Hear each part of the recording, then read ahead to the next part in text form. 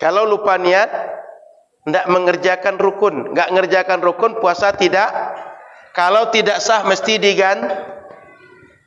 Makanya di masjid-masjid di Sumatera yang saya tahu, rata-rata niat ini setelah tarawih dibaca sama-sama. Di sini berniat sama-sama enggak?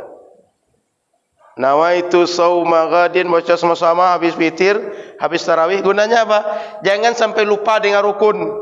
Kalau lupa dengan rukun, puasa dikerjakan wajib tapi tidak sah. Mesti di Assalamualaikum warahmatullahi wabarakatuh. Bismillahirrahmanirrahim. Alhamdulillahirabbil alamin. Bihi nasta'inu ala umuri dunya waddin. Asyhadu an la ilaha illallah wahdahu wa asyhadu anna Muhammadan abduhu wa rasuluhu wa sallallahu ala sayyidina Muhammad nabiyil ummi. Asyhadu an la ilaha illallah wahdahu wa asyhadu anna Muhammadan abduhu wa rasuluhu. Qala subhanaka la ilma lana illa ma 'allamtana innaka antal alimul hakim. Wa qala rabbi shrah li sadri wa yassir li amri wahlul 'uqdatam min lisani yafqahu qawli. Alhamdulillah, Bapak Ibu muliakan Allah. Pagi ini awal Ramadan, kita semua sehat. Mudah-mudahan sampai akhir Ramadan nanti semuanya sehat afiat, bisa ibadah terbaik di sepanjang hari selama Ramadan. Karena sejak maghrib kemarin sampai maghrib terakhir Ramadan nanti, semua amaliyah Bapak Ibu nilainya istimewa dibanding waktu yang lain. Sedekahnya lebih baik, pahalanya dibanding di waktu sebelum Ramadan. Zikirnya lebih baik sebelum di waktu Ramadan. Salat wajib, salat sunnah, baca Quran, menolong orang dan apa saja perbuatan baik, semua pahalanya lebih dibanding selain Ramadan. Jadi umat Nabi Muhammad itu Allah berikan keistimewaan pahala dari dua sisi Bapak Ibu. Satu dari sisi tempat. Bapak Ibu kalau sholat di Masjid Nurul Fajar satu. Yang kedua, sholat Masjidil Haram. Subuhnya sama, tapi pahalanya enggak sama ini. Nih, sama-sama sholat subuh kita 2 rakaat. Di sini 1 rakaat setara dengan 100.000 kali lipat pahalanya dibanding sholat di Nurul Fajar. Nah ini perbandingannya dengan ini. Dari segi waktu, ada katakan bulan Rabiul Awal. Satu lagi perbandingannya adalah Ramadan. Ini amalan wajib, amalan sunnah kita. Amalan wajib setara 70 kali lipat di luar Ramadan. Amalan sunnah sama dengan amalan wajib di luar Ramadan nilainya. Makanya Bapak Ibu, kalau sudah masuk maghrib semalam sampai nanti maghrib terakhir di 29 atau 30 Ramadan, Bapak Ibu berada di waktu istimewa. Maka gunakanlah banyak i'tikaf di masjid, baca Quran, zikir dan lain-lain. Ini perlu dipahami dengan baik. Mungkin matikan satu ya. Okay.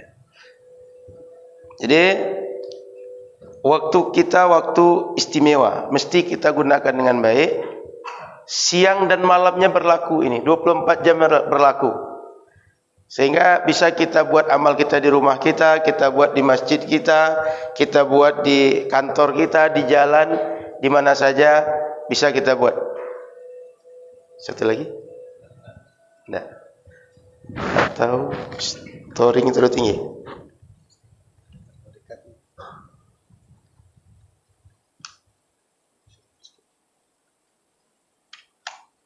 Siap.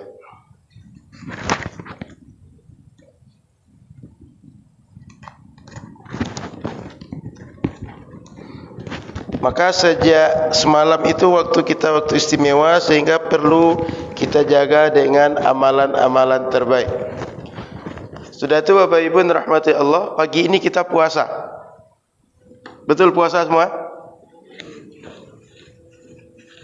Kecuali yang tak berakal kan? Atau anak-anak kan?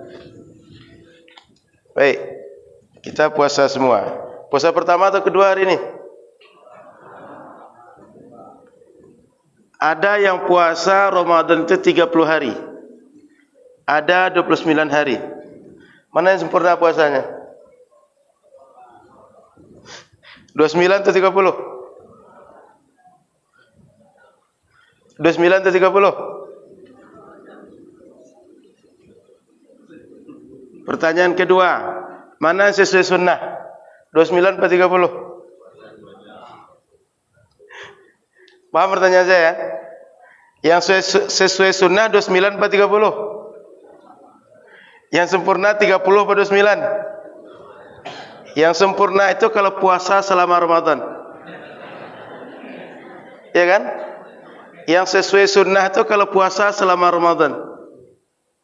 Betul? Soal Ramadan usianya 29 atau 30 tergantung di Ramadan kapan kita berada. Kalau Ramadan tahun ini usianya boleh jadi 29 atau 30. Kita tengok juga nanti ketika penentuan Syawal apakah 30 hari atau 29. Sehingga kalau ada orang puasa Ramadan 30 hari sesuai sunnah, 29 sesuai sunnah juga. Kenapa? Karena kata Nabi, bulan Hijriah itu usianya 30 atau 29. Sehingga kalau bulan ini Bapak Ibu puasa selama Ramadan hanya 29 hari, ini sempurna, cukup, sesuai sunnah. Tapi kalau nanti datang waktunya Ramadan itu 30 hari, sempurna, cukup, sesuai dengan sunnah. Paham? Jadi tidak ada masalah kalau ada orang puasa 30 hari Ramadan ini, ada yang 29 Ramadan ini, keduanya sama sempurna, sama sesuai dengan sunnah. Karena kita tu enggak dituntut puasa 30 hari Bapak Ibu, tapi selama Ramadan yang diminta oleh syariat. Betul? Usia Ramadan tergantung apakah 29 atau 30. Kalau pas 29, 29 sempurna. Paham ya? Sehingga tidak perlu berkecil hati. Kemarin ada orang puasa, kita hari ini belum. Kita hari ini berpuasa. Sehingga menganggap orang 30 kita cuma 29. Tidak. Keduanya sama-sama sempurna. Paham ini? Baik. Saya sebelum masuk bahasan kitab kita, mengingatkan beberapa poin saja. Supaya enggak ada yang lost dalam informasi kita melaksanakan ibadah yang wajib ini. Puasa, rukunnya ada berapa? Rukun puasa. Yang paling mudah niat. Yang kedua menahan. Menahan aja dulu. Nanti poin kita turunkan nanti. Niat ini Bapak Ibu ada minimal 3 hal yang mesti dipenuhi. 1, niat puasa mesti malam hari. Yang kedua, mesti tiap malam.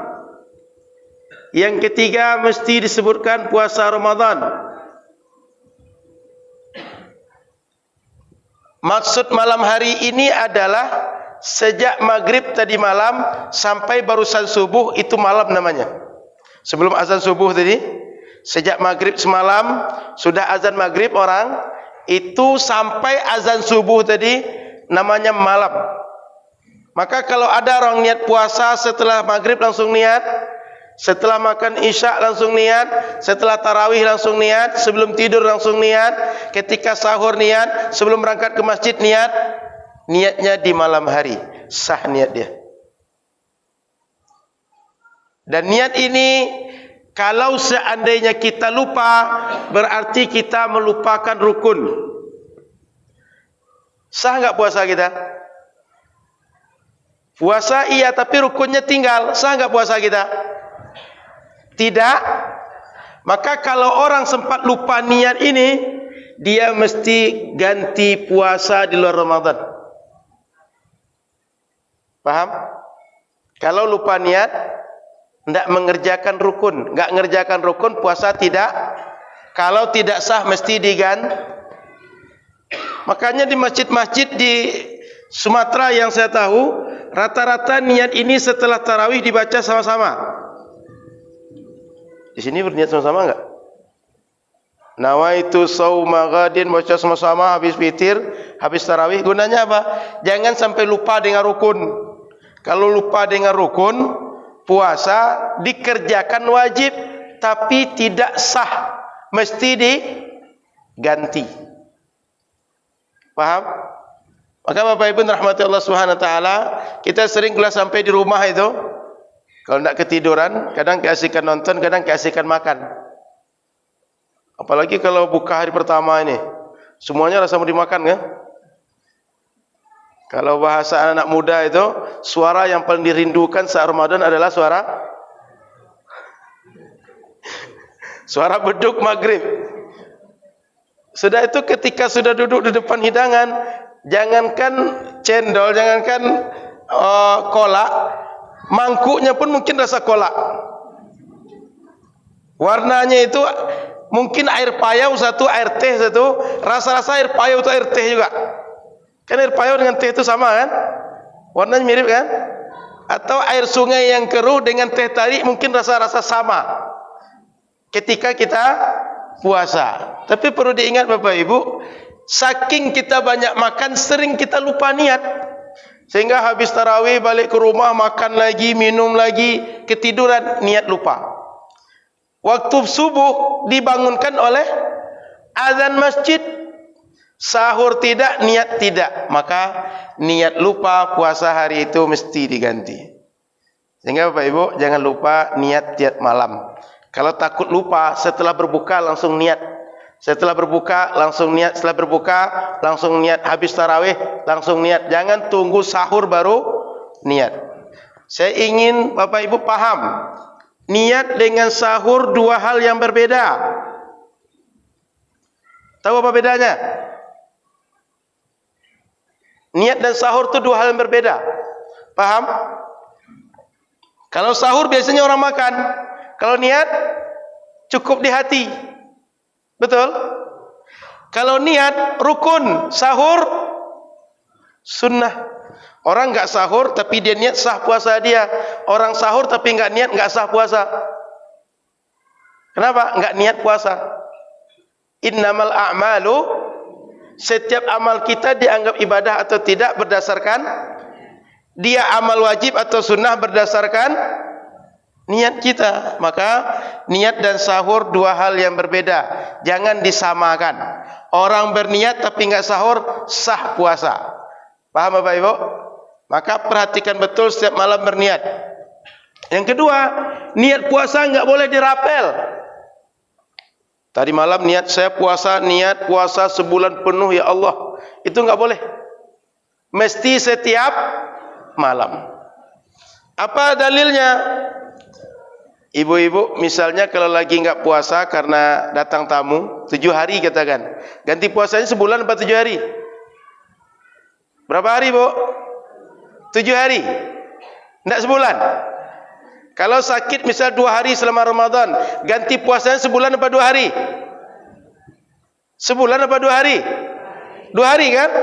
Maka tak boleh niat itu dirapel setiap sepanjang Ramadan hanya satu malam pertama. Mesti setiap malam. Paham ya? Karena kalau seandainya kita niat setiap malam, berarti ibadah itu adalah ibadah berdiri sendiri setiap hari. Tapi kalau 1 bulan kita niatkan cuma 1 kali, batal 1 berarti batal 1 bulan. Ya kan? Maka mesti niat setiap malam. Okay. Yang ketiga, mesti kita sebut puasa itu puasa Ramadan. Karena puasa wajib itu ada banyak. Apa aja Ibu puasa wajib? Yang wajib aja. Ramadan 1, nazar 1, qada 1, 3, kafarat 4. Karena puasa wajib ada 4, mesti kita jelaskan yang mana satu yang kita buat. Ramadan, qada, nazar, kafarat. Ada yang tanya, Ustaz kan di Ramadan, ngapain ya puasa Ramadan juga? Iya kan? Ada yang tanya gitu kan? Saya tanya, tadi salat apa? Di waktu apa? Ngapain niat salat subuh juga? Paham maksud saya? Kan salat subuh di waktu subuh kan? Mestinya enggak perlu lagi niatkan salat subuh kan? Tapi setiap salat subuh kita niatkan salat. Paham? Makanya enggak usah dikomplain. Kok kita di Ramadan niat puasa Ramadan juga? Karena mesti menegaskan yang mana satu yang kita buat. Wajibkah, sunnahkah, Ramadankah, qadakah, nazarkah, atau bentuk puasa yang lain. Jadi ini perhatikan betul Bapak Ibu. Mesti malam hari niat, tiap malam, dan mesti kita tentukan yang mana satu, Ramadan atau selain Ramadan. Paham ya? Tentang niat ini? Karena lupa niat atau salah niat berarti masalah dengan rukun. Masalah dengan rukun maka puasa mesti ganti 2 kali puasa. Okay. Ada yang bisa sama dengan kita mengganti puasa ini, konsekuensinya sama mengganti. Satu, telat sahur. Telat sahur ini maksudnya orang sudah azan atau waktu menahan sudah masuk. Waktu subuh sudah masuk, kita masih makan. Kalau ada orang seperti itu, dia berarti makan di waktu seharusnya menahan. Maka dia seakan tidak puasa di hari itu dan mesti diganti. Paham? Maka kalau sudah bunyi sirine, di sini dengar enggak Pak sirine? Terdengar sini? Atau tandanya azan subuh, atau kita hidupkan radio, hidupkan TV, tandanya sirine misalnya, sudah bunyi itu kita masih juga makan. Ini maksudnya yang tanda subuhnya, bukan yang imsak. Kan kalau imsak dengan subuh kan kita punya 2 waktu tuh. Ada satu imsak, ada satu subuh. Ini jaraknya 10 menit nih. Kalau waktu subuh ini sudah bunyi sirine atau azan sudah berkumandang, ini enggak boleh lagi makan minum. Jangankan yang ada di piring atau belum minum, yang di mulut pun mesti dikeluarkan. Paham? Kalau sudah masuk waktunya subuh atau ditandai dengan sirine, atau kalau kita tengok fajar, nampak fajarnya, ini kan nurul fajar. Bukan nampak masjid nurul fajarnya, tapi nampak fajarnya. Kalau sudah nampak atau sudah tanda azan subuh atau sirine, mesti berhenti. Ustaz, nanggung Ustaz, sikit lagi Ustaz. Yang sikit telah membatalkan. Ustaz, makan dah banyak Ustaz, tapi minum belum. Jangankan yang belum dimasukkan, yang di sini mesti keluar. Paham? Tapi kalau ada yang ngeyel tetap makan, ini dianggap tidak sah, mesti diganti puasa hari itu. Maka lebih baik ketika kita puasa itu berhenti di waktu imsak. Kan 10 menit jaraknya ya. Supaya apa? Kita berhenti sebelum waktu menahan. Yang kedua, kita enggak ragu-ragu. Aman, tenang, senang. Puasa kita terjaga dan sah puasa kita. Ini penting. Yang kedua, yang bisa diganti juga, terlalu awal berbuka. Berbuka lebih awal. Waktu berbuka hari ini kita salah 6.24. Dia 6.24 itu nunggu-nunggu juga, entah jam dia yang salah. Entah kunang-kunang nengok jam gitu. Angka 2 rasa angka 4. Pas dia minum, dah habis 1 gelas atau 1 teguk, baru masuk waktu. Puasa yang hari itu mesti diganti. Kenapa? Dia dianggap membatalkan puasa di saat dia mesti puasa. Maka hati-hati, ada sunnah puasa mengakhirkan sahur, menyegerakan itu maksudnya mengakhirkan sahur itu, kalau kita sahur sudah dekat-dekat imsak berhenti, itu baru sunnah. Bukan tunggu azan, sudah azan makan sikit baru berhenti, bukan begitu. Paham ya? Sudah itu mengawalkan berbuka. Kalau sudah pasti masuk 6.24 baru kita berbuka. Itu yang sunnah itu. Ini 6.24 masuk jam 7 baru makan, jam 7 baru minum, enggak sunnah. Itu maksudnya. Paham Bapak Ibu? Ini 3 ini hati-hati. Tak berniat, telat sahur, terlalu awal berbuka, ini bisa menyebabkan puasa kita diganti di luar Ramadan 1 hari. Hati-hati dengan yang 3 ini. Sebenarnya banyak lagi yang lain. Cukup 3 ini untuk mengingatkan Bapak Ibu, jangan sampai lupa. Dah, saya ingatkan yang kedua sedikit, menahan. Apa yang mesti ditahan saat puasa? Nanti kita tanya jawab, baru kita masuk bab yang baru. Menahan. Apa rukun kedua tadi? Menahan. Menahan ini yang penting, pertama tak makan tak minum. Itu jelas. Makan minum. Yang kedua, memasukkan benda ke dalam rongga. Kan dari otak kita, mohon maaf, sampai pankreas itu kan ada rongga dalam tu. Menahan tidak memasukkan benda ke dalam rongga dalam tubuh dari lubang yang terbuka di badan kita. Apa yang terbuka? Tenggorokan satu, bukan mulut, tenggorokan. Karena kalau mulut nanti tak bisa berbuka, kumur-kumur nanti. Tak bisa nanti ibu-ibu mencicipi apakah kolak sudah manis atau masih asin. Ya Bu? Orang puasa kalau sekedar di mulut, cicipi rasa misalnya, tapi tak ditelan, sah enggak batal puasa dia? Bu, untuk merasakan itu di tenggorokan apa di lidah, Bu? Indra perasa kita tenggorokan apa lidah? Lidah. Jadi kalau dirasa di lidah, enggak ditelan, enggak batal puasa kita. Makanya memasukkan di tenggorokan. Jadi memasukkan benda ke rongga badan dari 7 lubang yang terbuka. 1 tenggorokan. Yang kedua, telinga kanan dan kiri. Dah 3. Yang keempat, hidung kanan dan kiri. Sudah itu mohon maaf, dari kubul dubur belakang. Dimasukkan benda ke dalam rongga badan melalui lubang-lubang tadi, batal puasa. Orang merokok makan rokok atau minum rokok? Paham pertanyaan saya? Kalau ada orang merokok, dia makan rokok atau minum rokok? Nak makan, nak minum rokok kan? Dia poinnya di sini, memasukkan ini. Kan ketika dia menghisap rokok, ada yang masuk dalam kan? Atau masuk dalam rongga-rongga yang ada dalam tubuh dia. Sudah itu, nah di sini ada pengaruhnya. Gimana kalau ada orang ketika puasa disuntik? Suntik. Suntik kan di daging kan? Tidak melalui rongga yang 7 tadi.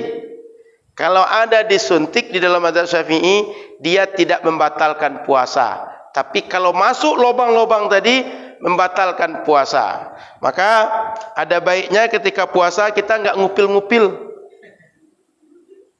Atau korek telinga.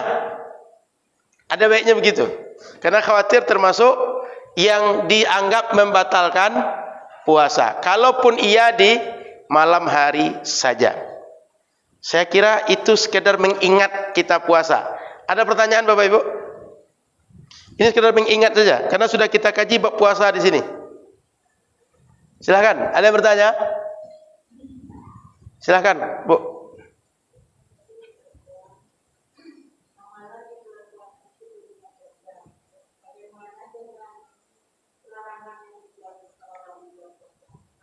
Oh dosanya Bu, sama lah, berlipat ganda juga lah. Di waktu yang lain dosanya biasa, di Ramadan kalau berdosa luar biasa juga dosanya Pak. Ada yang perlu kita tahu, biasanya di Ramadan itu kita beramal itu tantangan kita satu setan, betul? Yang kedua syahwat dalam diri kita. Ketika puasa, keduanya enggak ada nih. Setan kan diikat kan? Betul. Dalam hadis sahih, sufidatis syayatin. Awal Ramadan masuk, setan diikat. Yang kedua, kalau puasa, syahwat terkendali. Makan tidak, minum tidak, ya kan? Menyalurkan kebutuhan biologis enggak boleh. Maka kalau ada orang ketika Ramadan masih juga berdosa, berarti itulah setan tuh. Karena setan sudah enggak ganggu kan? Jadi kalau ada orang masih di Ramadan itu berbuat maksiat, masih berbuat berbagai dosa, masih zalim segala macam, berarti dia sudah punya perangai setan dalam dirinya. Karena setan dalam Ramadan itu enggak pengaruh, dia enggak berbuat apa-apa. Kata setan, saya pensiun selama sebulan nih katanya. Kan sudah biasa saya latih. Tinggal prajurit mengamalkan apa yang saya latih, kata dia. Kita ikuti, masih kita buat, berarti sudah masuk perangai setan dalam diri kita. Maka Bapak Ibu ingin tengok orang baik atau tidak, soleh atau tidak, saat Ramadan ini bagaimana perangai asli dia. Sebab pengaruh luar enggak ada lagi.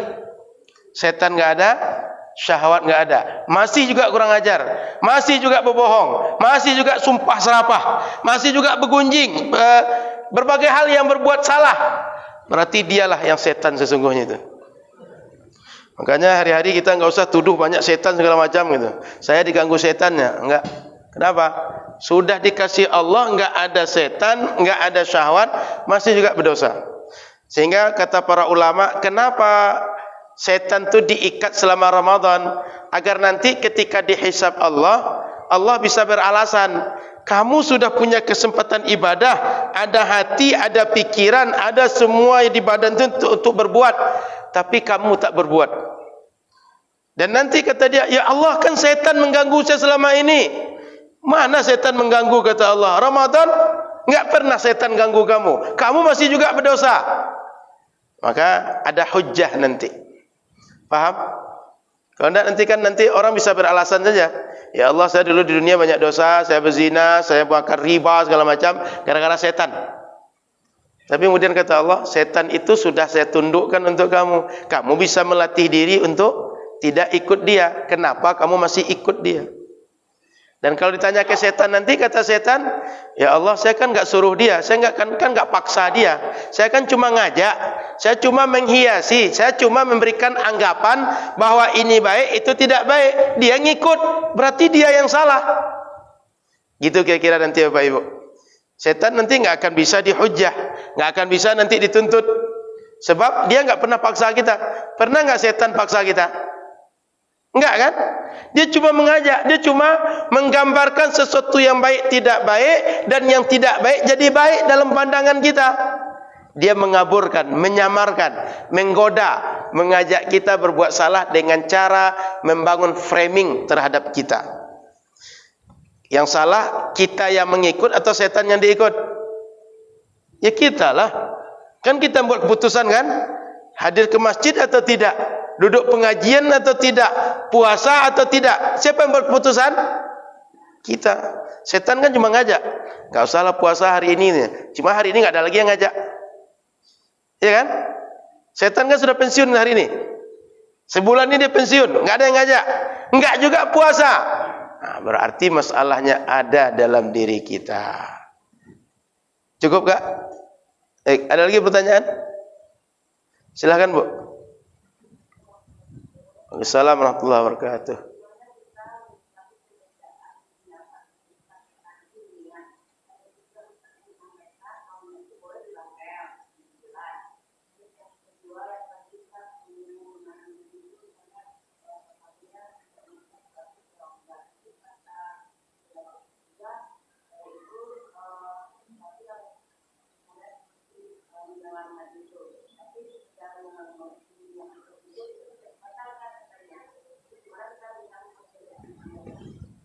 Baik.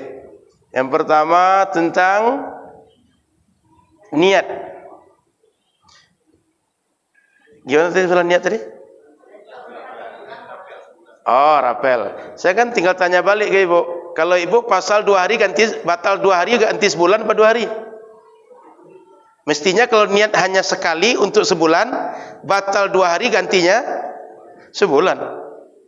Kan niatnya untuk 1 bulan. Iya kan? Paham logikanya? Makanya mayoritas ulama hukum Islam tidak mengatakan sah niat dirapel semalam untuk 1 bulan. Yang ada kemungkinan mengatakan sah itu di mazhab Imam Malik cuma. Selain itu enggak ada yang mengatakan sah. Karena kenapa? Setiap hari ibadah berdiri sendiri. Buktinya kalau batal 2 hari, yang diganti cuma 2 hari, enggak sebulan. Gitu, Bu. Yang kedua, tentang yang membatalkan puasa tadi. Yang membatalkan puasa poinnya adalah memasukkan benda ke dalam rongga tubuh. Soal nanti mengupil atau hidung kita korek telinga kemudian mengupil, itu sekedar hati-hati saja. Kenapa? Karena yang membatal itu memasukkan bukan mengeluarkan. Ibu kalau upil mengeluarkan memasukkan. Jari dimasukkan, upil dikeluarkan. Iya kan? Kalau korek telinga, cotton bud dimasukkan, isinya dikeluarkan. Maka jangan-jangan nanti kita dianggap seperti orang memasukkan benda, lalu karena itulah batal puasa itu. Maka lebih amannya tidak dilakukan. Itu kira-kira, Bu. Tapi memasukkannya semuanya sepakat, Bu. Paham? Kan cuma kalau kita ngorek telinga kan nggak ada yang dimasuk dalam rongga sebenarnya. Cuma bendanya tadi untuk alat mengeluarkan. Tapi kalau nanti bisa membatalkan, sayang, waktunya bisa diganti malam hari. Iya kan? Nah, kita nggak mesti mengupil dan korek telinga itu siang hari, malam bisa. Lebih baik kita tinggalkan yang seperti itu. Sudah itu, ada orang kumur-kumur saat wudu, boleh nggak ketika puasa? Kumur-kumur? Boleh. Nelan airnya nggak boleh. Gosok gigi ketika puasa boleh tidak? Boleh. Menelan gosok gundar gigi tidak boleh. Menelan pastanya tidak boleh, menelan airnya tidak boleh. Gitu. Jadi menelan di sini sepakat tidak boleh. Tapi kalau sekedar sampai di mulut, apakah kumur-kumur, apakah gosok gigi, atau ibu-ibu kadang menusuk jarum itu kan kadang, ya kan? Yang nusuk jarum pakai benang itu, kadang pakai ludah itu, atau kadang-kadang mencicip, sudah atau belum nih? Sudah cukup gula atau belum? Itu selama di sini enggak batalkan, Bu. Tapi kalau sudah ditelan, batalkan. Maka ini mengingatkan. Tadi kan habis sahur, mana tahu ada makan rendang, makan dendeng kan? Kalau ada selip-selip sedikit, itu pastikan terbuang. Maka kalau bisa habis sahur itu langsung gosok gigi. Jangan sampai pas. Langsung ditelan. Itu batal kadang-kadang sedikit itu. Kalau sedang sholat, puasa batal, sholat batal. Paham, Bu? Jadi menelannya yang masalah, bukan berada di mulut. Makanya kalau ada kan anak kecil suka kadang-kadang ludah itu dimainkan di mulut tuh. Udah banyak ditelan lagi. Itu enggak batalkan selama ludah sendiri. Yang kedua enggak ada campur benda lain. Nah gitu. Jadi kalau dia ludah sendiri, belum keluar, bukan ludah orang, enggak tercampur dengan benda lain, ditelan lagi, enggak batal puasa. Sudah, Bu? Dipahami ya? Jadi saya rasa ibu bukan maksudkan khilaf tak khilaf, tapi mungkin bagaimana sih sebenarnya dimaksud dengan poin kedua tadi. Karena kalau ada mengatakan khilaf, mungkin orangnya tak paham. Bukan karena khilafnya, mungkin tak paham apa maksudnya. Cukup, Bu? Ya. Saya lanjut ya. Baik. Ada lagi, Bu?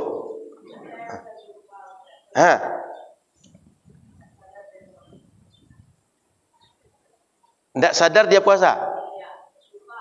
Lupa. Oh, maklum hari pertama puasa. Biasanya kalau pagi itu sebelum berangkat disediakan kopi, sediakan teh, ada menu-menu lah untuk sarapan gitu. Pas pagi istri ini dia kebetulan tidak sholat. Sehingga dia makan, dia minum, dia sarapan, dihidangkanlah suami. Suami pun karena nampak istri makan, dia minum pula.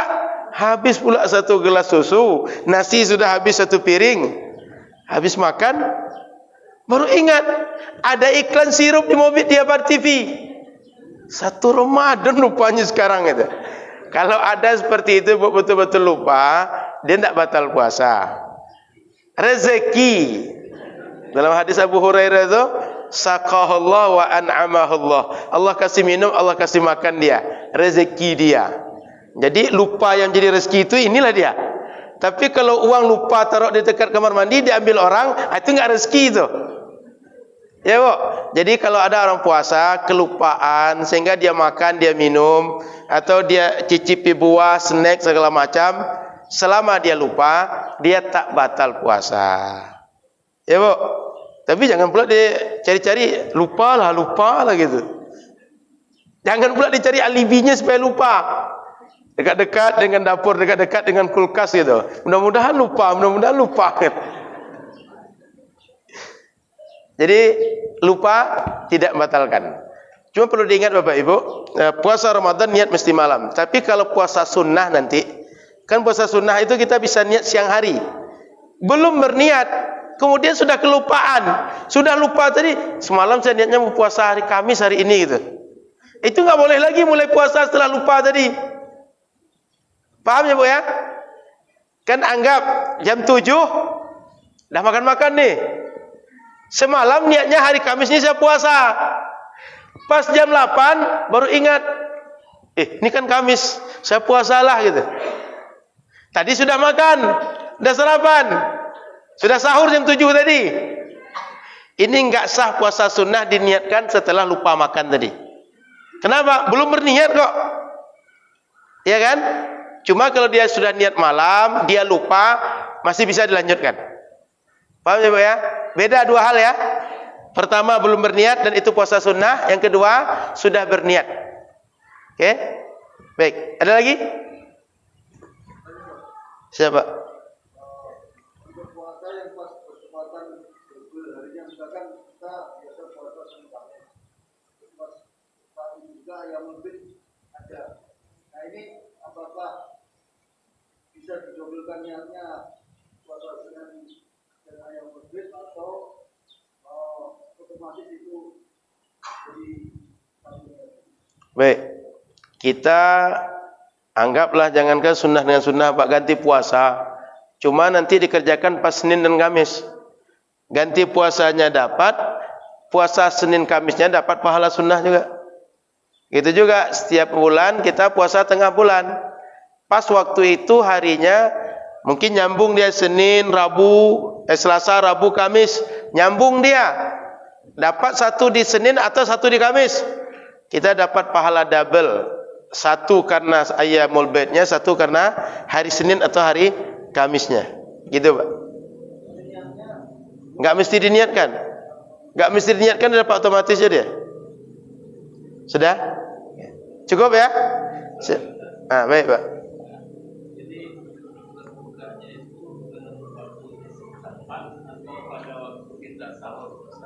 Oh. Ya. Kita ke Makassar, Bila Timur. Ya. Sampai di Bila Timur itu jam 5 waktu barat orang sudah berbuka. Ya. Baik. Siap. Waktu kita awal menahan. Jadi kalau ada orang sahurnya di Pekanbaru, tapi dia penerbangan ke Makassar, kira-kira puasanya lebih sedikit atau lebih lama tuh? Yang kasihan orang Makassar terbang ke Pekanbaru, ya kan? Kita sholat itu Pak berdasarkan waktu di saat kita berada, jam berapa waktu sholat di waktu itu. Puasa juga gitu. Kita sahur Pekanbaru misalnya, berbuka nanti Makassar. Ini berbuka, kemudian sahur atau subuh di sini. Berdasarkan waktu mana kita ambil sahur dan berbuka, ini patokannya wilayah masing-masing. Kalau saat berbuka kita berada di Makassar, maka tengok waktu Makassar. Kalau jam 6:24 juga kita berbuka waktu Makassar, 6:24 kita buka. Begitu juga sahurnya. Kalau batas maksimalnya jam 4.50